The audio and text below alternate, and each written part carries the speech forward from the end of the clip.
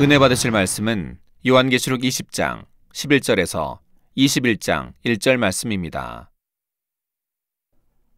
또 내가 크고 흰 보좌와 그 위에 앉으신 자를 보니 땅과 하늘이 그 앞에서 피하여 간데 없더라.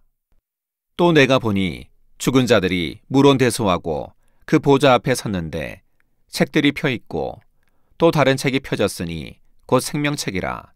죽은 자들이 자기 행위를 따라 책들에 기록된 대로 심판을 받으니 바다가 그 가운데서 죽은 자들을 내어주고 또 사망과 음부도 그 가운데서 죽은 자들을 내어주매 각 사람이 자기의 행위대로 심판을 받고 사망과 음부도 불못에 던지오니 이것은 둘째 사망 곧 불못이라. 누구든지 생명책에 기록되지 못한 자는 불못에 던지우더라. 또 내가 새 하늘과 새 땅을 보니 처음 하늘과 처음 땅이 없어졌고 바다도 다시 있지 않더라. 사랑하는 성도 여러분, GCN 시청자 여러분, 지난 시간에는 백보자 대심판에 대해 본문 내용을 설명해 드렸습니다.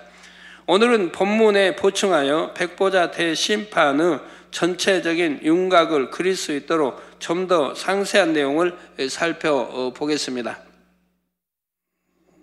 먼저 심판받는 장면을 보면 삼위일체 하나님의 보호자를 중심으로 심판을 돕는 배심원들이 있습니다.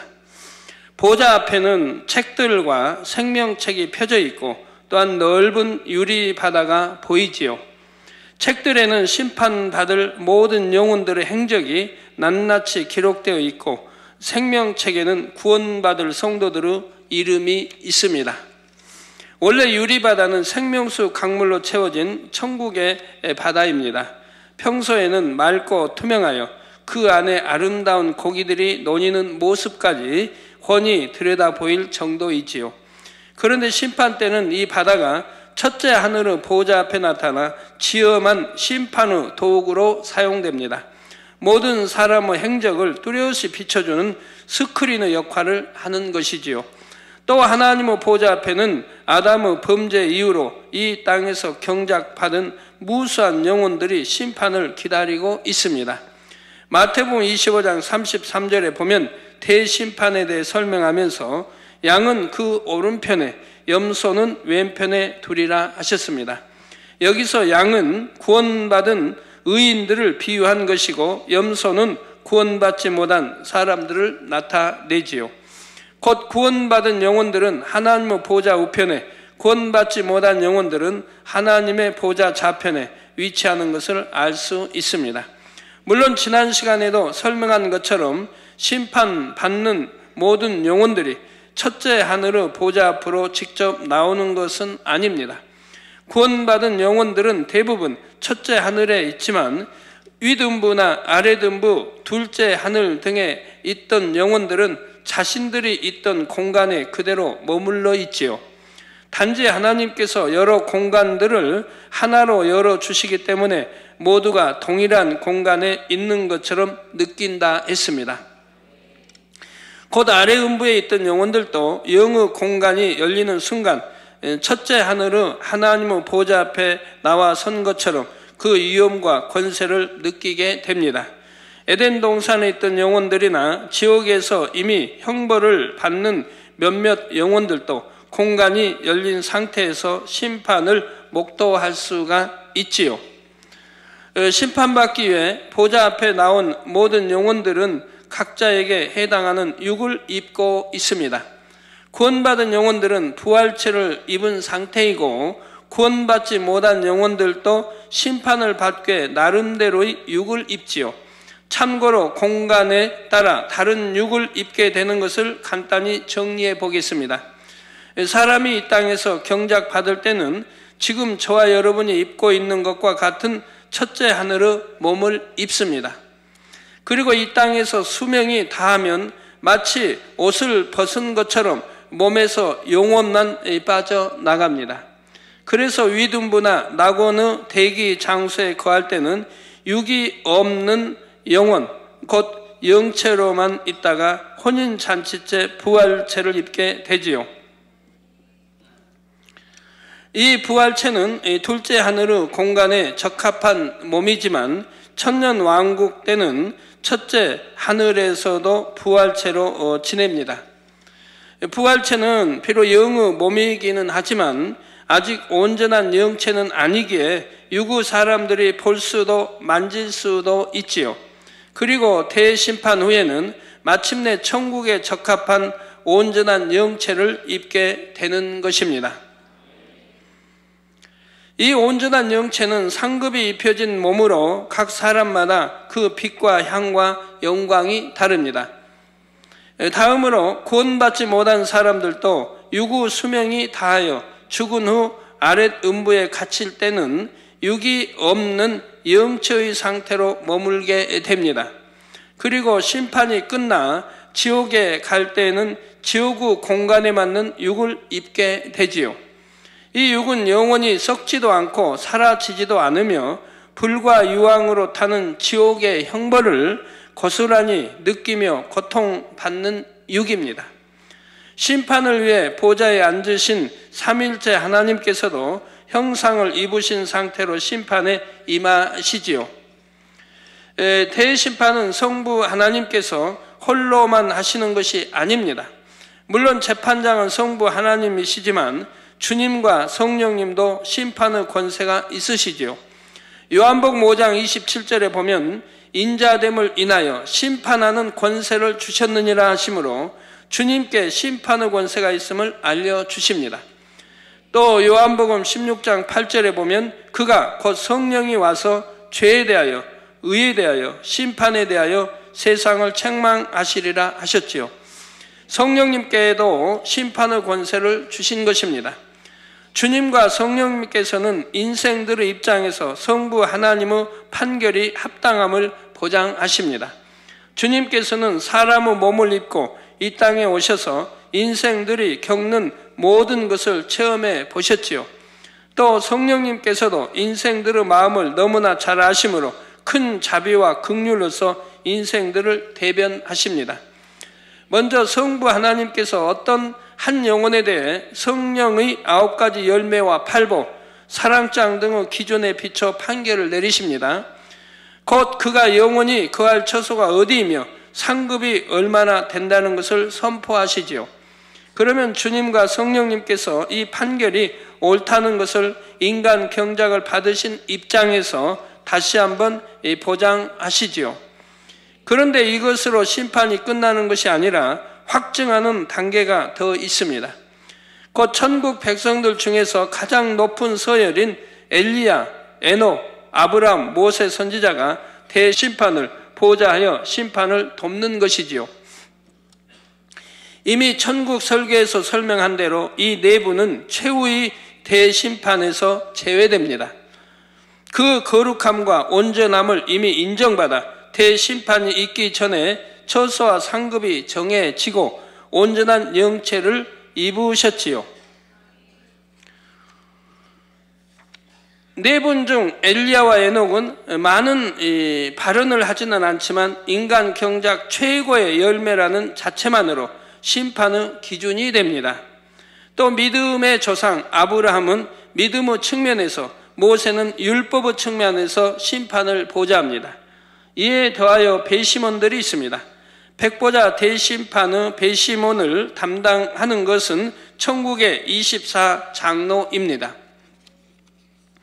24장로 설명하기 전에 아까 이 엘리야, 에녹, 아브라함, 모세 선지자가 대심판을 보좌하여 심판을 돕는 것이라 했습니다. 그리고 천국 백성들 중에 가장 높은 서열이고요. 또 내부는 최후 대심판에서 제외된다 했습니다. 예, 그분들은 여러분 성경에서도 뭐 알 수 있듯이 이미 뭐 죄가 전혀 없는 그런 인정을 받은 분들입니다. 죄의 삭은 사망이라고 했습니다. 죄가 없다고 하면 사망을 보지 않기 때문에 천국에 바로 갈 수 있지 않겠습니까?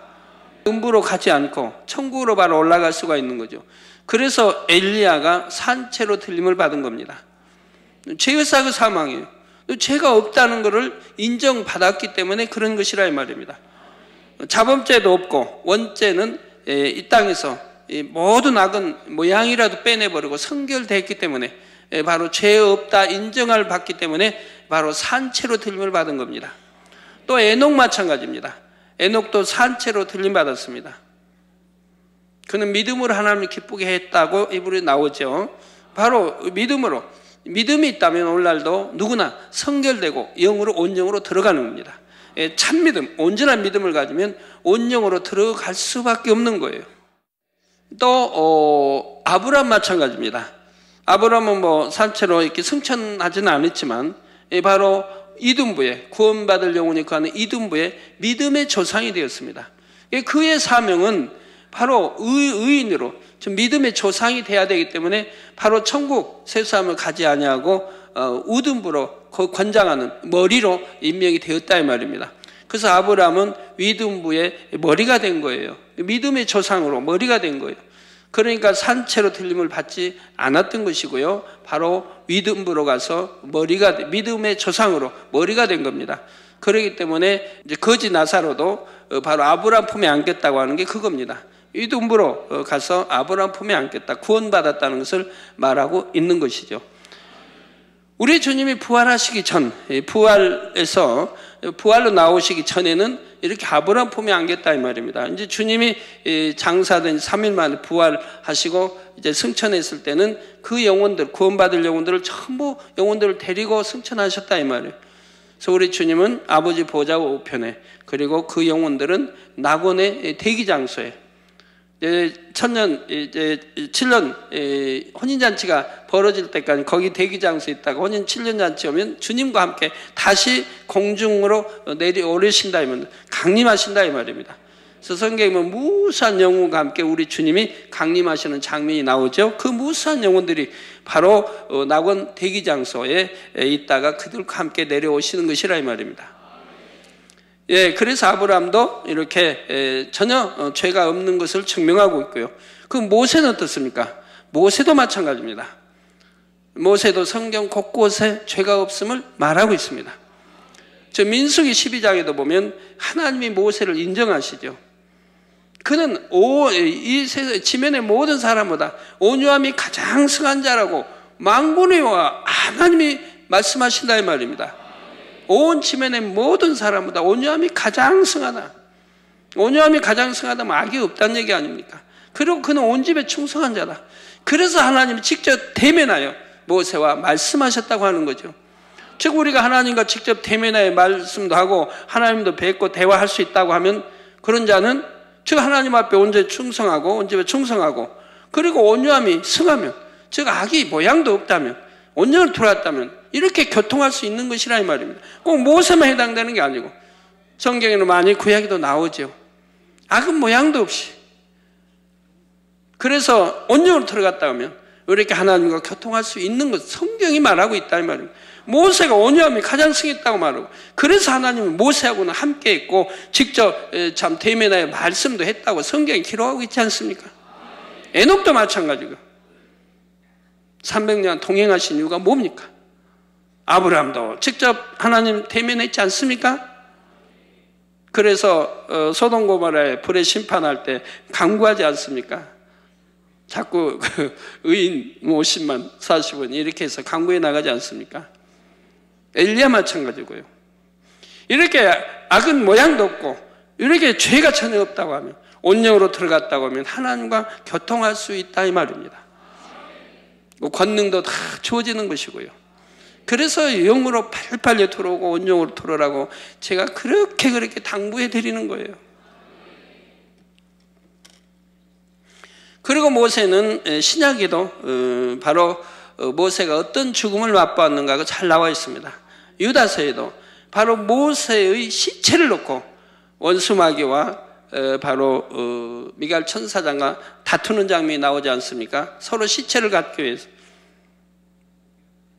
그래서 모세는 죽을 때도 바로 그 시체를 보지 못했다고 나오죠. 찾을 길이 없었습니다. 그럼 그가 어떠한 죽음을 맛봤는 걸 알 수 있습니다.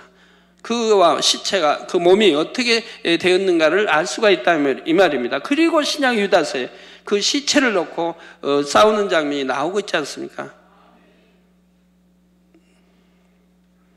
그때 그러한 장면을 하나님이 저에게 옛날에 설명해 주신 적이 있습니다. 왜 그랬는가?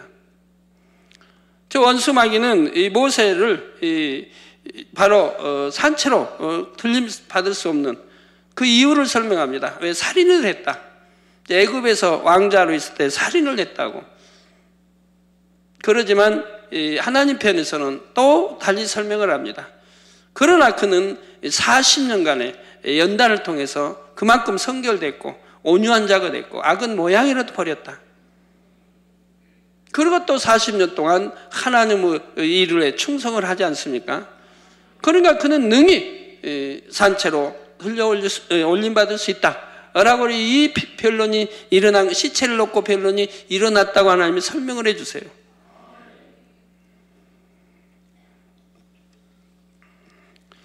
서희 내부는 가장 장세일에 육의 인간 중에서는 가장 합당한 자들이기 때문에 이들은 심판 자체를 받지 않게 된 것입니다. 자, 그리고 이에 더해 배심원들이 있습니다. 백보자 대심판의 배심원을 담당하는 것은 천국의 24장로입니다. 24장로가 어떤 분들인지는 계시록 4장에서 이미 상세하게 설명을 했습니다. 간단히 말하면 새 예루살렘에 들어간 사람들 중에서도 어떠한 한 분야가 더욱 탁월하여 심판의 기준이 될 수 있는 분들이라 했지요. 믿음, 소망, 사랑, 충성, 선, 진실, 절개 등 각 분야에서 가장 뛰어난 보석 같은 마음을 이룬 사람들입니다. 이분들은 배심원의 자리에 서기 전에 대심판의 1순위로 먼저 심판을 받습니다. 그 중에서도 가장 먼저 심판대에 서는 것은 24장로 중에 서열이 가장 높은 사도 바울입니다. 바울이 심판대에 서게 되면 그 일생이 모든 영혼들 앞에 낱낱이 선포가 됩니다. 얼마나 뜨겁게 주님을 사랑했는지, 수많은 연단 속에서도 어떻게 승리했는지 그 믿음과 충성, 모든 공적이 드러나지요. 그러면 삼위일체 하나님과 내부는 선지자가 모든 내용이 사실임을 인정하심으로 합당한 영광과 상급이 주어지는 것입니다. 그 뒤를 이어 24장로들이 서열대로 심판대에 서고 각자의 상급을 받게 됩니다. 참고로 24장로 외에도 본격적인 백보자 대심판이 이루어지기 전에 먼저 상급 심판을 받는 분들이 있습니다. 바로 여인들 중에 가장 서열이 높은 막달라 마리아와 동정녀 마리아입니다. 이분들이 심판대에 서면 그 선함과 주님을 향한 사랑이 얼마나 온전하고 진실했는지가 드러납니다. 이들이 심판대에 서서 증언하는 자체가 인간 경작을 이루신 하나님의 기쁨이 되어 본래 받을 상급 위에 더한 상급을 받게 되지요. 그러면 24장로들은 어떻게 배심원의 역할을 하는 것일까요? 이 땅에서는 배심원들의 다수결에 의해 피고의 유죄 여부가 결정되기도 하지만 백보자 대심판에서는 그런 것은 아닙니다. 24장로들은 심판의 측정 기준이 되어 재판장이신 하나님의 판결이 온전하심을 보장하는 역할을 하지요. 예를 들어 뜨거운 중심으로 하나님을 사랑하여 충성한 사람이 심판대 앞에 서면 사도 바울에 비춰 심판을 할 수가 있습니다. 그래서 그 충성이 얼마나 값지고 존귀한 것인가를 측정한 결과에 따라 상급이 주어지지요. 반면 하나님을 믿다가 핍박 때문에 주님을 떠나고 세상 사람과 똑같이 살았던 사람이 있다고 합시다. 그는 심판대 앞에서 어찌하든 자기 입장을 옹호하려고 할 것입니다. 나는 너무 심한 핍박 때문에 믿음을 지킬 수 없었습니다 하지요. 그러면 십자가를 거꾸로 지기까지 했던 베드로나 사자굴에 들어갈지라도 타협하지 않았던 다니엘과 같은 분들이 나서게 됩니다. 참 이 지상에 저같이 많이 핍박받은 사람들도 있을까 싶지 않아요. 저는 뭐 우리나라의 힘센 방송, 언론을 통해서도 죽이려고 절을 했고, 수많은 죄종들, 수많은 교단 죄종들, 수많은 양들, 얼마나 수많은 사람들이 나를 죽이려고 했습니까? 그런 핍박이 개척에서 지금까지 이어지고 있는데요. 지금까지가 아니고 1999년까지 이어졌습니다. 이제 2000년대부터는 해방이 됐고 이제는 더 이상 핍박을 받지 않습니다. 물론 외부로는 뭐 어쩌니 저쩌니 뭐 단인이 하지만 그건 다 쓸데없는 소리들이고요. 아무것도 알지 못하고 악해서 스스로가 뱉는 말이지 그건 하나도 사실인 거 아닌 거 여러분이 다 아시는 것이고요.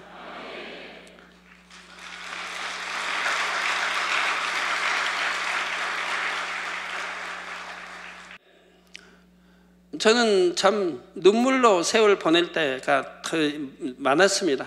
주님 영접하고도.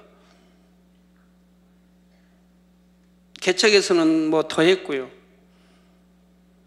개척 전에는 뭐 눈물로도 핍박이 아니라 너무 감사해서 눈물을 많이 흘렸고요. 성경만 읽어도 기도해도 오열이 나서 항상 울며 이렇게 신앙생활을 했으니까요. 개척에서는 이제 너무 많은 이런저런 온갖 핍박, 참 이해되지 않는 그 많은 핍박을 그렇게 계속 받아오면서도 그러면서도 뭐 기뻐하고 감사하면서 이게 나왔죠. 저같이 일일이 뭐 다 기록한다면 말할 수 없는 그 많은 핍박.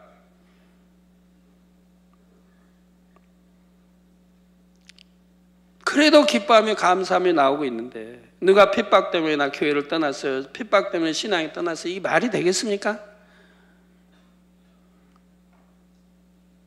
천국과 지옥을 안다면, 믿는다면 핍박이 두려워 하나님을, 교회를 떠날 수 있겠습니까? 믿음을 저버릴 수 있겠습니까?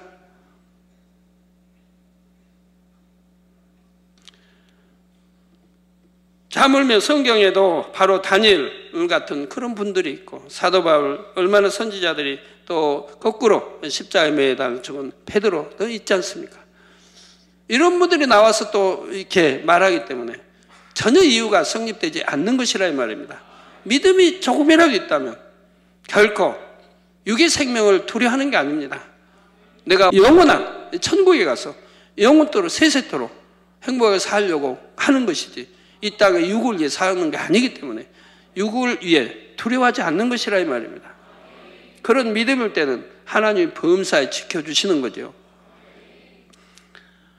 자, 그분들이 자신들이 겪었던 상황과 그것을 이겨낸 신앙을 말하게 될 때 이 사람은 입을 다물 수밖에 없지요. 자신이 주님을 배신한 것에 대해 어떤 변명도 할 수가 없는 것입니다. 이렇게 백보자 대심판은 재판장이신 삼위일체 하나님과 네 분의 선지자 그리고 24 장로들로 완벽한 구성을 이룹니다. 물론 하나님께서 혼자 이루신다 해도 그 심판은 온전하고 정확하십니다. 그러나 이렇게 많은 분들로 확증하게 하심으로 한 영혼을 심판함에 있어 더욱더 신중을 기하시는 것입니다. 이제 본격적인 대심판이 시작되면 먼저 구원받지 못한 영혼들이 심판을 받습니다. 죄인들은 감히 거룩하신 하나님 앞에 나와 대면할 수가 없습니다. 그래서 자신들이 형벌받던 지옥의 대기 장소인 아래 등부에 그대로 머물면서 심판을 받지요. 그 중에서도 죄가 무겁고 중한 사람부터 심판을 받아 불못 혹은 유황못으로 형벌이 정해집니다. 구원받지 못한 영혼들이 먼저 심판받고 나면 다음으로 구원받은 영혼들의 심판이 시작이 됩니다.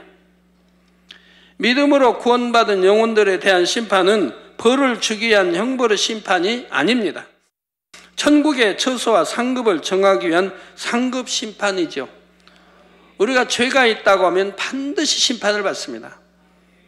그런데 구원받은 영혼들은 죄가 있겠습니까? 없죠. 왜? 다 회개했으니까. 다 회개하고 회개하지 아니한 죄는 있기 때문에 심판을 받는 거예요. 그러나 여러분 신앙생활 죄 지으면 그대로 회개하지 않습니까? 늘 왜 주님이 제자들을 발을 시켜줬습니까? 우리 일상에서 짓는 죄 그때그때 회개해서 깨끗게 한다 이 말입니다. 그래서 우리가 믿음이 있다면 잘못하면 반드시 회개하고 돌이키는 거예요. 가지고 있는 거 아니에요. 그러면 동이 서에서 먼 것 같이 하나님이 기억지도 아니하신다 했습니다. 기억지도 아니하는데 그러니까 심판받을 이유가 없다 이 말입니다. 죄를 돌이켜서 회개했기 때문에, 그래서 죄 없다함을 받기 때문에 동이 서에서 먼 것 같이 기억지도 아니하신다 하기 때문에, 그러니까 심판을 받지 않는 거예요. 그러나 회개되지 않는 죄는 심판을 받게 된다 이 말입니다. 그래서 늘 회개하라고, 하나님과 죄의담을 만들지 말라고요. 죄의담이 있다면 회개하라는 거예요. 그러면 하나님은 또 기뻐하시고 다 용서해 주시지 않습니까? 회개하고 나서 또 같은 죄를 또 번복치고 가면 그 이전에 회개한 것까지 다 거짓으로 돌아갑니다. 거짓말한 거니까. 다시는 안 그러겠어요. 아버지 용서해 주세요. 그러놓고 또 해봐요. 그러면 전에 회개했던 게 하나님 앞에 거짓말한 게 된다 이 말입니다. 그러니 갈수록 회개하기 어려워지는 거예요. 한번 회개하고 돌이켰다면 두 번 다시 반복 그런 죄를 짓지 않아야 되는 것입니다. 계시록 22장 12절에 보라 내가 속히 오리니 내가 줄 상이 내게 있어 각 사람에게 그의 일한 대로 갚아주리라 하신 말씀대로 이루시는 것입니다. 이 상급 심판은 평안한 분위기 속에 진행됩니다. 구원받은 영혼들의 경우 심판의 순서는 믿음의 분량이 큰 사람, 상급이 큰 사람부터 진행이 됩니다. 여러분이 생각하실 때 야, 인류의 창세일에 그 많은 수많은 영혼들을 일일이 그렇게 심판하시려고 하면 어느 세월에 다 할까? 혹여 생각하실 수 있을지 모르겠습니다. 그러나 그런 것은 기우입니다. 여러분 그런 쓸데없는 유기 생각하지 마세요. 아버지 하나님 어련히 신속하게 다 처리되는 그런 심판하시지 않겠습니까? 언제 우리가 유구 심판하듯이 그렇게 재판장에 하듯이 그렇게 하시겠습니까? 모든 것은 일사천리로 아주 순조롭게 빠르게 다 진행되는 그런 법이 있는 것이라 이 말입니다. 이 모든 심판이 끝나면 모두가 한꺼번에 각자에게 주어진 천국의 자기 처소로 들어가는 것입니다. 사랑하는 성도 여러분, 사도 요한은 참혹한 7년 환란을 보았고 경작을 마무리하는 대심판의 장면도 목도했지요. 그리고 이제는 마침내 천국을 보게 됩니다. 본문 계시록 21장 1절에 또 내가 새 하늘과 새 땅을 보니 처음 하늘과 처음 땅이 없어졌고 바다도 다시 있지 않더라 했지요. 여기서 처음 하늘과 처음 땅이 없어졌고 바다도 다시 있지 않더라는 말씀은 이제 첫째 하늘의 공간이 더 이상 필요 없다는 사실을 알려줍니다. 지난 시간에도 설명한 것처럼 첫째 하늘은 인간 경작을 위해 만들어진 공간이므로 경작을 마친 시점에서는 폐해집니다. 그렇다고 그 공간이 사라지는 것은 아니지만 지금처럼 하나님의 능력 안에서 운행되거나 생명이 번성하는 일은 없다는 말입니다. 대심판이 끝나고 나면 모든 영혼들은 각자의 처소가 정해지고 영원히 그 정해진 처소에서 거하게 됩니다. 그러면 심판 후에 각각의 공간에 대해 간략하게 정리를 해보지요. 셋째 하늘에는 천국이 있고 구원받은 영혼들이 들어갑니다. 다만 구원받은 영혼들 중에서도 모태에서 죽은 영혼들은 셋째 하늘의 천국이 아닌 윗음부에서 영원히 살게 됩니다. 인간 경작을 받지 않았기 때문에 그런 것이라 이 말입니다. 둘째 하늘에는 에덴 동산이 있고 경작을 받지 않은 아담의 후손들이 이전처럼 영원히 살아갑니다. 원래 둘째 하늘에는 빛의 영역과 함께 악한 영들이 권세 잡았던 어둠의 영역도 있었지요. 그러나 심판 후에는 악한 영들이 무저갱에 갇힘으로 둘째 하늘에는 어둠의 영역이 사라지고 빛의 영역만이 남게 됩니다. 첫째 하늘은 앞에서 말한 대로 공간의 문을 닫으심으로 영원히 사용하지 않는 공간으로 남겨지고요. 하늘들과 달리 지옥의 공간도 있습니다. 경작받은 사람들 중 구원받지 못한 영혼들은 지옥의 불과 유황못에 영원히 거하게 됩니다. 다만 구원받지 못한 태아나 어린 아이들의 경우는 외적으로 아랫음부에 머물게 됩니다.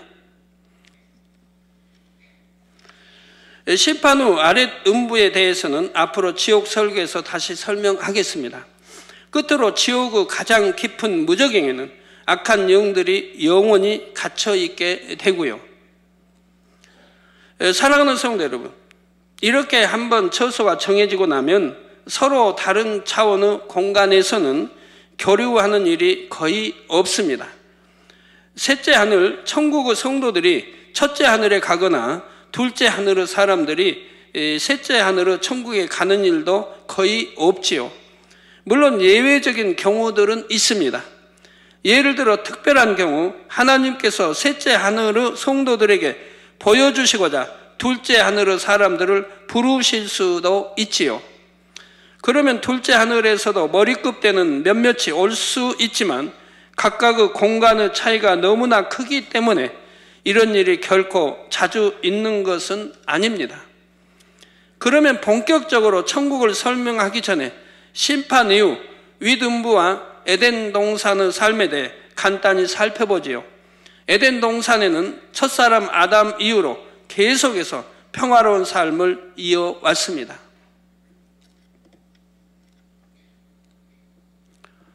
아담이 범죄하여 쫓겨나고 첫째 하늘에서 인간 경작이 진행되는 동안에도 에덴 동산에 남은 아담의 후손들은 예전과 다름없이 살아왔지요.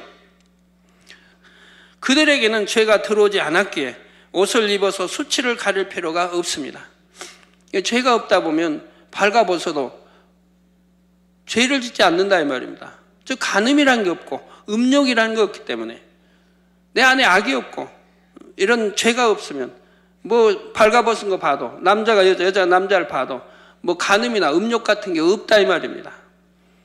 그렇기 때문에 발가벗고 그렇게 사는 것이라 이 말이에요. 그러나 옷을 입지 않고 산다 해서 그들의 삶이 원시적인 것이 아니지요. 창세기 강에서 설명한 것처럼 오히려 이 땅의 사람들과 비교할 수 없을 정도로 발달된 문명을 누리고 삽니다.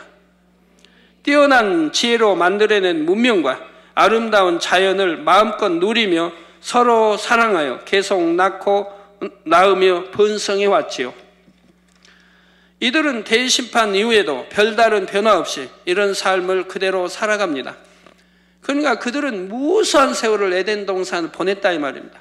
즉 아담이 선악과 따먹기 이전에도 헤아릴 수 없는 무수한 세월. 하나님이 저에게 처음에 설명해 주실 때 너희가 인간이 헤아릴 수 없는 무수한 세월을 살았다고 말씀을 해요. 그러니까 그 무수한 세월 동안에 그래도 발전하고 문명이 발전해 가지 않았겠습니까? 나 이 땅에 있으면 전기가 필요하고 그런 거 필요한 거 아닙니다. 공장이 필요하고 그런 거 없어요. 왜? 의식주가 문제되지 않으니까. 의식주 걱정 안 하니까. 땀 흘려 일해야 할 이유가 없으니까. 전기 아니어도 항상 밝게 살 수 있으니까. 그러한 것은 필요 없는 거니까. 그러나 그렇지 않은 문명의 혜택을 받을 수 있는 것들은 발전해 왔다 이 말입니다. 다음으로 윗음부에서의 삶은 천국이나 에덴 동산에 비해서 시간과 공간의 제약을 많이 받습니다. 천국의 성도들, 특히 새 예루살렘의 성도들은 천국의 삶을 마음껏 즐기고 누리죠. 낙원부터 새 예루살렘까지 천국 곳곳을 원하는 대로 돌아다닐 수 있고 공의의 법 안에서 무엇이든 할 수가 있습니다. 연애도 베풀 수 있고 사랑하는 사람들을 초청하여 즐길 수도 있지요. 사모하던 선지자들을 찾아가 대화도 할 수 있고 행복과 안식, 영화를 마음껏 누리며 삽니다. 그래서 천국에서 낮은 처소로 갈수록 그 자유는 점점 제한이 많아집니다. 예를 들어 2000층에 있는 사람들은 낙원에서 2000층까지는 자유롭게 다닐 수 있지만 3000층이나 새 예루살렘에는 허락을 받아야 들어갈 수가 있지요. 낙원의 사람들은 낙원의 공간 안에서 원하는 것을 누릴 수가 있고요. 또 에덴 동산, 곧 둘째 하늘의 사람들도 나름대로 자신들이 원하는 대로 삶을 누립니다. 자고 싶을 때 자고 쉬고 싶을 때 쉬며 자녀를 낳고자 하면 낳을 수도 있고 원치 않으면 낳지 않을 수 있습니다. 이런 에덴 동산이나 천국에 비해 위등부는 상대적으로 가장 제약이 많은 공간입니다. 원래 이등부에 있는 영혼들은 모태에서 태아 상태로 죽은 영혼들이라 했지요. 이들은 죽었을 때의 형태대로 위등부에 머물다가 성도들이 부활할 때 이들도 육을 입게 됩니다. 이는 성도들의 부활체와는 달리 태아의 상태로부터 순간에 성장하는 몸이며 적당한 나이에 이르면 더 이상 늙지를 않습니다. 이렇게 육이 성장하여 성인의 형태가 되었다 해도 정신적으로는 태아로 있을 때와 다름이 없지요. 사람도 키도 크다 보면 어느 한계 이르면 더 이상 안 크고 짐승도 새도 다 마찬가지 아닙니까? 하나님이 정해주신 한계 내에서 성장하면 멎게 된다 이 말입니다.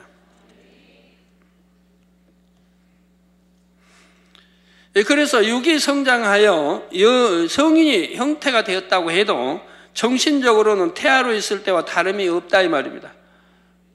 왜? 인간 경작 받은 것도 없고 어떤 지식을 불어넣은 것도 없고 어떤 체험한 것도 없고 상대성을 체험한 것도 없기 때문에 그런다 이 말입니다. 그래서 이 육이 성장하고 나면 마치 백지와 같은 머릿속에 그림을 그리듯 영어 지식을 배워 나가야 합니다. 아무 체험 없이 그냥 지식으로만 배워 나가야 되는 거예요. 이게 어떤 감동이 있겠습니까? 상대성이 없는 체험을 못하고 그냥 지식으로는 배워 나간다 이 말입니다. 아니면 그냥 백지 상태이니까 그래도 지식은 배워 나간다 이 말입니다.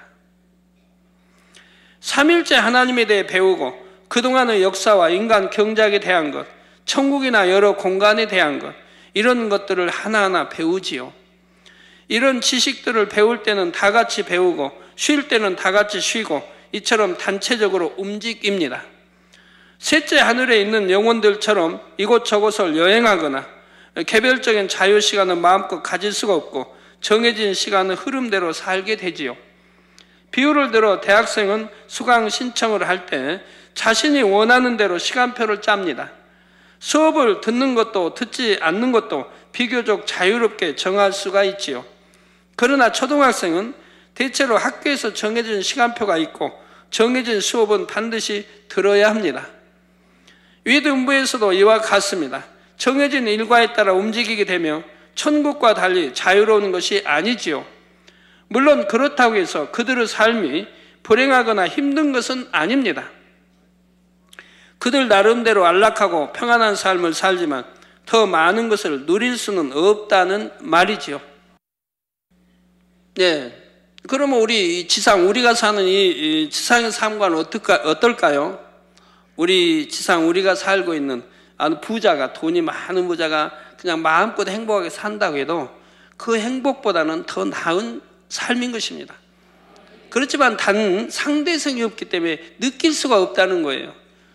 모든 환경이나 모든 것들은 행복이에요. 땀 흘려 일해서 먹고 사는 것도 아니고 그냥 아버지 하나님 주신 그대로 먹고 살고 악이 없으니까 평화롭게 싸우지 않고 다투지 않고 전쟁 없고 그냥 이렇게 살아가요. 그러니까 이 땅에 어떤 부자가 누리는 삶보다는 행복하게 산다 이 말입니다. 위등부에 거기 사는 그들도요. 그렇지만 상대성이 없기 때문에 참 행복이나 이런 것은 느낄 수가 없다 이 말입니다. 느껴보지를 못했기 때문에. 이해가 되시겠죠? 이해가 안 되시면 비유들을 설명할게요. 이해가 되세요?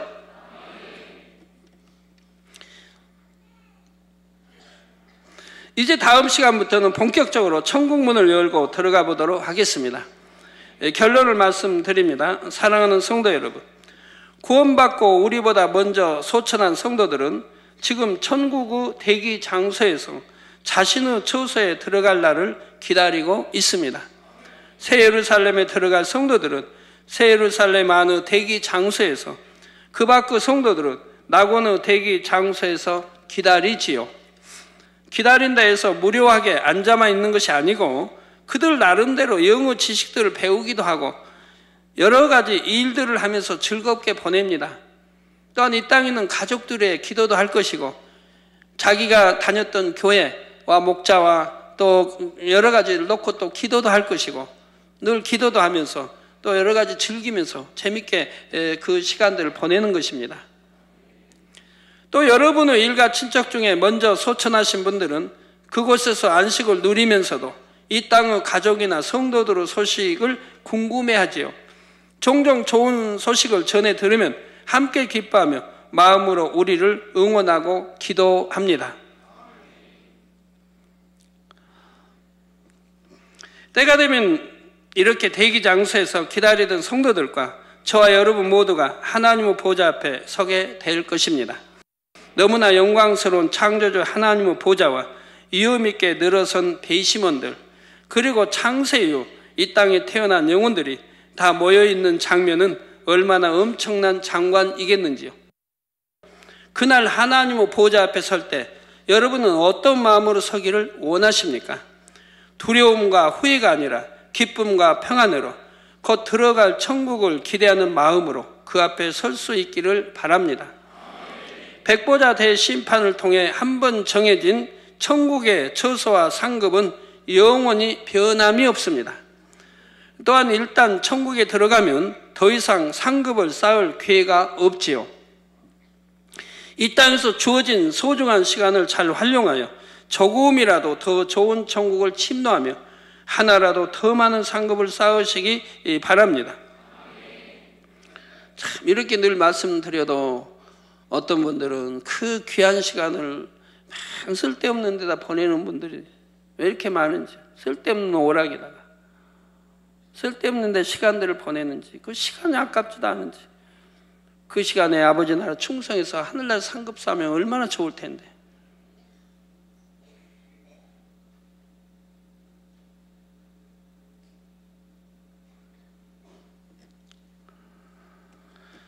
그래야 영원한 새 예루살렘에서 최고의 행복을 누리시기를 주님의 이름으로 축원합니다.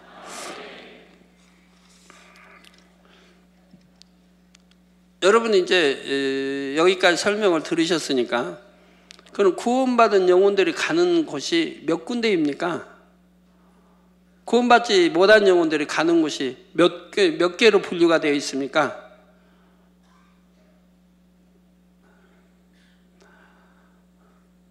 자, 구원받을 영혼들이 가는 곳. 믿음부 하나. 그 다음에 구원받은 영혼보다 또 영혼들이 사는 곳. 그래도 하나님의 백성이라고 사는 곳. 에덴동산. 에덴동산 두 번. 그리고 세 번째 낙원. 네 번째 1천층. 또 그 다음에 2천층. 3천층. 새 예루살렘. 몇이에요? 7. 완전수. 또 아래로 내려가 볼까요? 아래로. 음부가 몇으로 나눠져 있죠? 아래등부가? 아래등부가 몇? 아래음부에 가장 형벌이 적은 곳 첫째, 그 다음 더 깊은 곳 둘째, 그 다음 더 깊은 곳 셋째, 그 다음 이제 가장 깊은 형벌이 가장 강한 곳 네 번째. 그 다음에 이제 어디로? 그 다음에 어디예요? 그 다음에 이제 지옥으로 해서 이제 불못, 백보자 대심판 받고 나서 떡할 이제 불못이 있습니다. 그 다음에 유황못이 있습니다. 그 다음에 무저갱이 있습니다. 여기도 아래로 쉬어도 7, 위로도 7, 아래로도 7. 완전수. 기억하기 좋으실 것 같아요. 위로도 7, 아래로도 7. 예, 되셨어요? 예. 말씀 상고하시면서 통성으로 다 같이 기도하시겠습니다. 할렐루야. 아버지 하나님, 은혜와 사랑에 감사드립니다. 아버지, 오늘도 들은 말씀이 믿음이 되고 생명이 되게 도와주시기 원합니다. 성령의 감동감화 충만함으로 아버지 또 계시록 말씀 백보자 심판들 설명하고 있습니다. 백보자 심판이 어떻게 진행되는지, 생명책에 기록된 이들은 어떻게 상급 심판, 또 기록되지 아니한 그들은 어떠한 심판을 받는지에 대해서 말씀해 드렸습니다. 잘 이해하고 양식 삼게 도와주시기를 원합니다. 믿음이 되고 생명되게 도와주시기를 원합니다. 주여 감사합니다. 우리 주 예수 그리스도의 이름으로 기도하옵나이다. 아멘.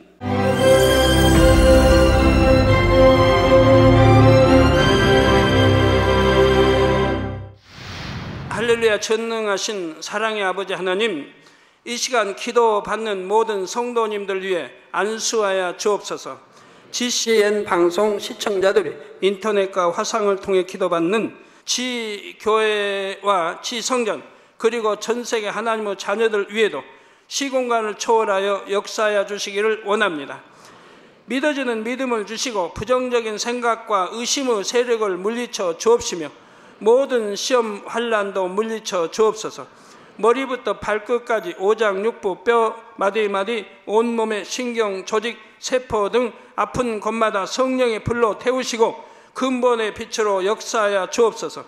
예수 그리스도의 이름으로 명하노니 원수마귀 사단 모든 질병 균 연약함아 물러가라. 빛이 여임하라.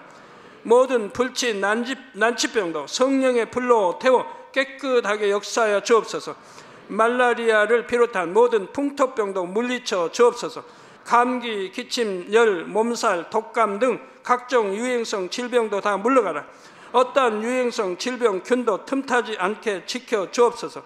위암, 폐암, 간암, 유방암, 자궁암, 대장암, 피부암 등 각종 암과 에이즈, 백혈병, 뇌졸중, 고혈압, 저혈압, 심장병, 폐병, 위장병, 당뇨, 부인병, 피부병, 갑상선 질환과 모든 염증도 깨끗게 하여 주옵소서. 소아마비, 중풍, 관절염, 디스크도 온전케 하여 주옵소서. 요통, 두통, 신경통을 비롯한 모든 통증은 사라질지어다. 간질, 자폐증, 우울증, 조울증, 노이로제 등 모든 정신질환도 물러가라. 모든 마비된 것도 풀어지고 일어나 걷고 뛸지어다. 눈도 잘 보이게 하옵시고 귀도 잘 들리게 하여 주옵소서. 소경은 눈을 뜨고 기머거리는 들으며 벙어리는 말할지어다. 각종 사고 후유증도 깨끗게 하시고 부러진 뼈도 붙여 주옵소서. 화상 입은 것도 온전케 하옵소서. 화기야 물러가라. 열도 물러가라. 아버지 흉터도 나지 않게 역사해 주시기를 원합니다. 마약을 비롯하여 각종 약물과 독극물 중독도 깨끗함을 입을지어다. 죽은 신경과 세포가 살아나며 죽은 자도 살아나게 하여 주옵소서. 잉태의 축복도 주시기를 원합니다. 잉태 축복을 받으라. 예수 그리스도의 이름으로 명하노니 원수마귀 사단아 하늘 공중 곳에 잡은 악의 영들아 물러가라. 그의 사자들도 물러갈지니라. 이 땅의 악한 영, 더러운 영, 거짓되고 간사한 영, 이간질하고 미혹하는 모든 어둠들은 물러가라. 모든 흉악의 결박을 풀고 어둠아 물러가라. 빛이 여임하라. 아버지 하나님, 부르짖어 기도할 수 있는 능력을 주시고 죄를 버리고 성결될 수 있는 능력을 주옵소서. 영혼이 잘됨같이 범사에 잘되게 하시고 가정의 복음화도 이루어 주시기를 원합니다. 한 주간도 모든 사고와 재앙으로부터 지켜주시고 불통이 없는 형통한 삶을 살 수 있도록 축복해 주옵소서. 성령의 불담으로 천군 천사와 주님의 불꽃 같은 눈동자로 모든 하나님의 자녀들과 가정, 일터, 사업들을 지켜주시기를 원합니다. 학생들에게 지와 명철을 더하시고 공부도 할 수 있는 뜨거운 마음과 열정도 더하여 주옵소서. 마음과 생각을 세상에 빼앗기지 않도록 지키시고 하나님을 뜨겁게 사랑하는 학생들로 축복하여 주옵소서. 하나님의 자녀들이 먹으나 마시나 입으나 무엇을 하든지 하나님 앞에 영광 돌리는 삶이 되게 축복하여 주시기를 원합니다. 나는 하나님을 만났노라, 체험했노라, 응답 받았노라, 축복 받았노라, 간증하는 입술이 되게 역사하여 주옵소서. 아버지 하나님 감사합니다. 홀로 영광 받으옵소서. 우리 주 예수 그리스도의 이름으로 기도하옵나이다. 아멘.